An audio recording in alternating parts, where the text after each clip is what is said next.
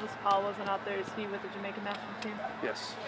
How are kind of yet another player you guys are already dealing with injuries? How do you approach that this weekend? Just like we approach every week. You know, you manage it, you deal with it, and you move on. It is what it is, and we'll manage it. So he'll be he's with Jamaica now, so we'll see how things go this week with him being there. We saw Jack Jewsbury wasn't out there today. Can you fill us a little bit in? Yeah, he took a ball in the head in the game and had concussion symptoms. So he's being evaluated for that. So whether or not he has a concussion or not, we're still sorting that out. But he could have a concussion, which would mean then he's got to go through the MLS return to play protocol on concussions, and would mean if he has one that it'll be tight for the game. Could be back for the game, but there's a chance he's not. On the injury front, can you talk about the recovery of Will and Diego? How that's going? Yeah, I mean, I've talked about that a lot, but I'll talk about it again for you, no problem. You know, they're healthy, they're coming back, they're not ready to play yet. Projected in early May for both these guys. Hoping the next 2-3 weeks they'll be in training. Once they're in training, then we'll know kind of where they're at in terms of the final, you know, last steps of the return to play. It's hard to know really how close they are until they get back in training, because a lot of it's physical, psychological, fitness, match sharpness, all that. But projected early May, hopefully, with both of them. There's been some reports online that you guys have signed Ishmael Yarte. Is that accurate, or can you confirm that either way? I can't confirm or deny that right now because there's been no release to confirm or deny that. Caleb, is it a net gain or a net loss when you lose a guy to a call-up for a national team? Does he come back with a bounce in his step, or is it a hardship for the team? Is there a balance? I mean, I think it's a net loss because you lose, obviously, a starting player. So you're not better when guys go to the national team. But it's great for him. It's great for his career. It's something you should have with your team. Guys, if you're good enough, you should have guys going on international duty. There are a lot of teams in the league that manage it. You know, we got one guy. There are a lot of teams that have, 2-3 guys gone. So it is what it is. It's something you have to manage with MLS. You expect it. You prepare for it. You don't always like it from the standpoint of losing guys, not having your best 11. But probably a little bit easier to swallow because ultimately it's been that type of start of the year for us a little bit. We have guys out, and I think we're kind of in that groove of just dealing with it, and we've dealt with it well. So I think it's just one more piece that we got to kind of manage and deal with. But it's great for him. It's great for his development. So it's a net gain from that standpoint. He comes back probably a notch more experienced, more confident. As he continues to go into national team camps, that's another experience for him. He's 20 years old, so he continues to develop. And long term, you're right. It's a net gain long term for us. Short term, it's a loss. You talked about perspective through the first 3 games, considering the quality of competition. Do you feel like the guys are viewing those three draws as positive, considering the teams you played? Yeah, I mean, we're unbeaten. We played probably a heavier front-end schedule than most teams. Not every team, but some teams. I think we're obviously playing good teams, and we've got 3 points. We haven't been beaten. We've got 2 clean sheets. I mean, you can look at the negative and say, yeah, we haven't won, but we're in the hunt. We're right there in the pack, and I think we've been managing the injuries. We've been playing difficult opponents. We've been performing well. So I think, the energy of the group's very good. You've seen we've been very organized every game. Mentality's been outstanding. What I liked about the last game was, a little bit different. I think Peter touched on it a little bit.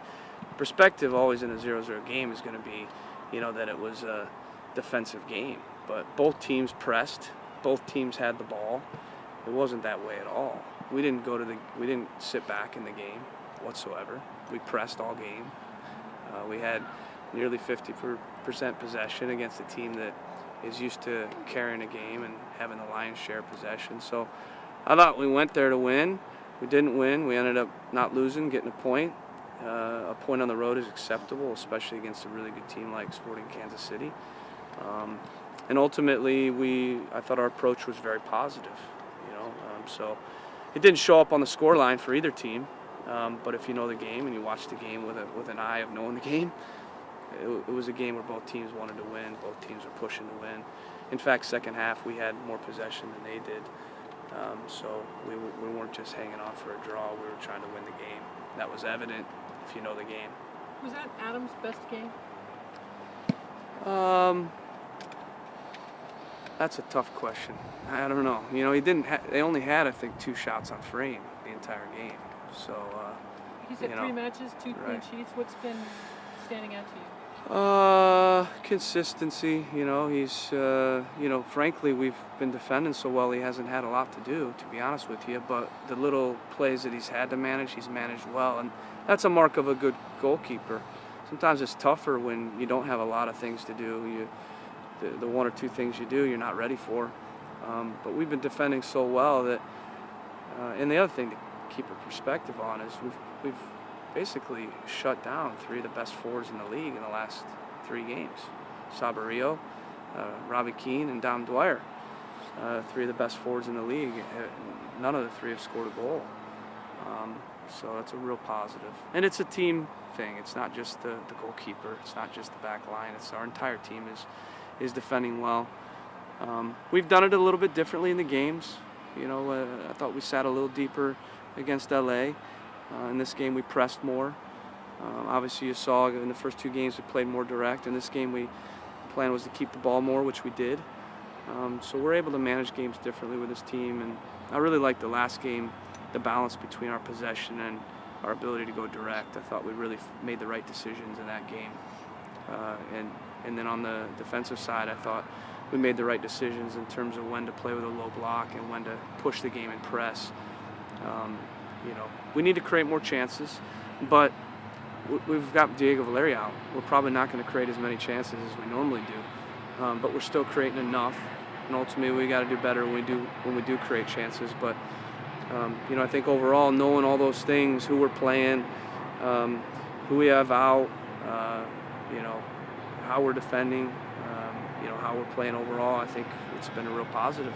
And I think, believe it or not, I think we're on the most points we've been on after 3 games. So, it's not enough, but it's more than we've been on, and it was more than we were on when we won the West in 2013. So, for me, it's all about the next game, and that's what we're focused on. And stock will go up and down with all the teams. If I remember right, DC was 0-2 when they went on their really good run the year that was after they had the really bad season. They were 0-2 to start the year, and they end up, I think, winning their conference. So, I think it's for the pundits, the beginning is more of the issue. We can't go 5 points in the first 8. Okay, we can't do that, and we won't do that. That won't happen. Going into Vancouver. Can you talk about defending corner kicks? They're only good looks for off corner kicks and LA scores. Is that a concern, or is that just moments that? Again, I think it's more played up with the media than there was one schematic that was up that said we gave up 22 set pieces. That's not accurate because I think 11 of them were penalty kicks, so that's not a set piece. We actually defended really well on set pieces. Believe it or not, last year I think we were middle of the pack, but much improved from the year prior. So yeah, we gave up one goal, but every team, the LA Galaxy just gave up a goal on a set piece to get drawn. It's something that gets cherry picked all the time by media, but I think overall we've defended set pieces well. Eichel Power's really good on set pieces, so guys are going to get loose. We're going to give up goals, in those moments. Doesn't mean that there's a problem. We're not going to. We'll work on them every week. There's not one week since I've been here where we haven't worked on set pieces. We work on it every single week, just like every team. And it comes down to the matchup. It comes down to, can a guy mark a guy? And it's really hard to mark a guy that's really good in the air. Sometimes they get loose, and you see it at every level in the world. You see the best teams in the world give up goals on set pieces. It doesn't mean that they're a bad team. It doesn't mean that they don't work on it. It doesn't mean it just happens. You're going into Vancouver. This is a place that you've obviously had success on the road before, have won games decisively. Does that give you guys extra confidence when you're looking for your first win? Yeah, I mean, I think you have that in the back of your minds. It doesn't hurt. We have had success against Vancouver, but they're in form right now. They've got 6 points, and they're going to be full of confidence. So I don't know that it plays a lot into the game, but it does give us confidence knowing that we've been able to get results there. But they're a good team, and it's gonna be a battle. I mean, you saw the preseason game. It was chippy. It was physical. I think that's a little bit their style this year. I think Nets, my media guy was telling me that they lead the league in fouls and yellow cards. So they're a very physical team. So we're gonna have to be up for that and ready for that. And we experienced that a little bit at home. In the preseason game when Zemansky went down with the ACL and a few other things. So it's gonna be a battle for sure. We're rivals. We've had some good games against them, but this is a new year, and obviously we're going to have to play really well on the road because they're going to be hungry to get a result. You've obviously used Gaston and Maxi as coming off the bench. What do you like about the dynamic they bring in that role? Well, I think there are only 2 subs, so I think when they come in, they change the game, and you got a sub. So ultimately, they're 2 of our guys that we've been putting in the game because they're not starting. So they're both good players. They've started at times here for us, and you can't play, obviously when you pick a group of 11, you can't play that group 90 minutes. You got to make subs when it's appropriate, and I've been trying to time them the right way and figure out the best way to use, but they're the 2, if we're not starting those 2, they're the only 2 subs we have in the attack to kind of inject some energy and and they're capable of scoring goals. They've done that here. They're both different in what they bring. Last game I felt, holding off on putting them in a little bit longer because I felt we had a little bit of the rhythm actually in the second half. Outside the first 15-20, I really thought it was a pretty even game. Kansas City had the better of it the first 15-20. We weathered that period, but after that I thought we were equal to them or even a notch better. If it wasn't for a few plays we could have done better in the foul third. Obviously the offsides, we didn't finish the play, but it wasn't offsides. A few of those moments. But other than set pieces, they didn't have much from the run of play, and I thought it was a pretty even game. So I wanted to hold off and then bring both those 2 guys on at once. And, so. There's been a stat kind of out there that you have not won a game in March in MLS. You love that one, don't you? I know. You love so that. That's a media dream. So I want to ask your That's opinion on a media dream, it. yeah. I want to get, is that something that you feel like is overblown where you kind of see it more in chunks in the season, or is it something that concerns you? I don't even think about it, to be honest with you. Yeah, I just approach it the next game like always. If we were 3-0, I'd approach the next game the exact same way. I mean, I think you got to write about something, right? You got to tweet about something. That's your job. You got to ask questions about something. I understand if I'm you, I'm asking the same questions and I'm tweeting the same things. So I don't have Twitter. I don't read the blogs. I don't have Facebook. Okay, I just do my job. And right now, this group's in a good spot. We've played a tough schedule. We managed some things, but you look at our mentality, you look at our organization, you look at the positives, and I'm aware of the areas that we got to address. We had a good video today. We pointed all those things out like we do. Spent about 15 minutes going through things we're going to work on.